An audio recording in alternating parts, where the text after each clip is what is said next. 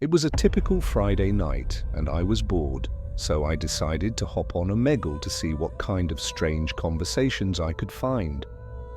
I had been on the site a few times before, but nothing too exciting had ever happened. Just the usual weirdos and awkward silences. But then, something different happened. I connected with a guy who immediately turned his camera on. At first, everything seemed normal, but then I noticed his face was hidden behind a large black mask. It wasn't just any mask, though.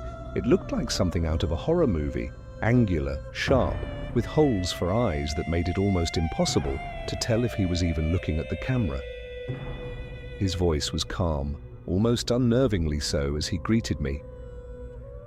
"Hey, how's it going?" he asked. I responded, and he began asking basic questions like where I was from and what I was doing. I answered out of politeness, but I was feeling a bit uneasy. Then things started getting strange. His questions turned more personal, like whether I lived alone or if anyone was home with me. I figured he was just being weird, so I didn't give him any information, but it was hard to ignore the feeling that something wasn't quite right. "Are you sure you're alone?" he asked. His tone shifted slightly, becoming colder, almost as though he already knew the answer. I didn't reply. "It's late. You're sure you're alone?" he repeated, his voice almost a whisper now. Before I could respond, he started smiling under the mask, and it was the kind of smile that didn't reach his eyes.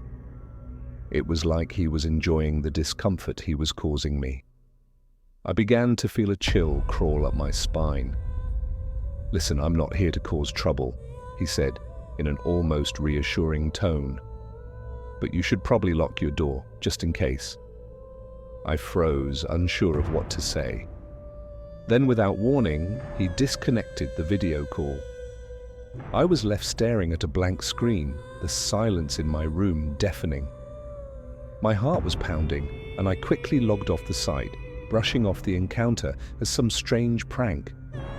But the next day, something happened that made me question whether it was just a prank. I heard a knock at my door in the afternoon, and when I opened it, there was no one there. Just a black mask lying on my doorstep. My hands trembled as I picked it up. It was identical to the one the man had worn during our chat. I never went back on Omegle again after that.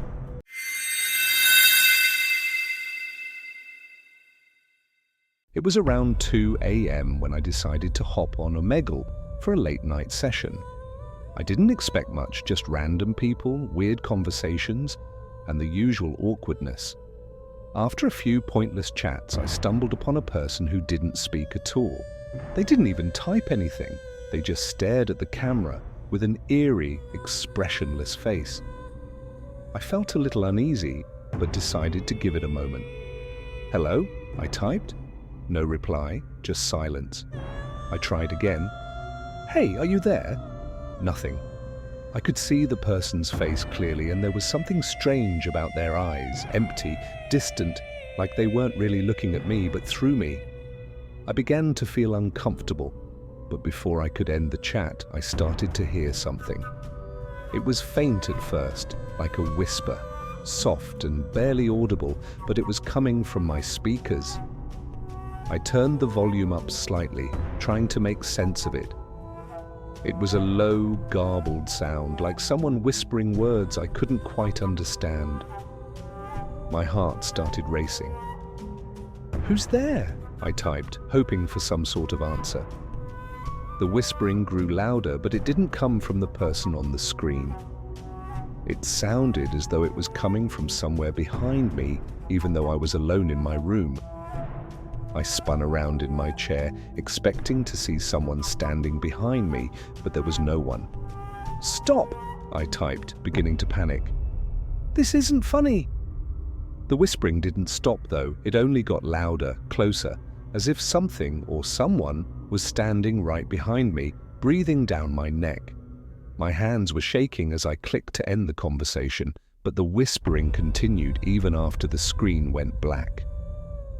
I spent the rest of the night unable to shake the feeling that someone was there.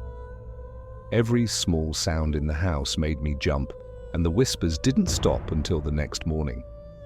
To this day, I still can't explain what happened. I haven't been on Omegle since.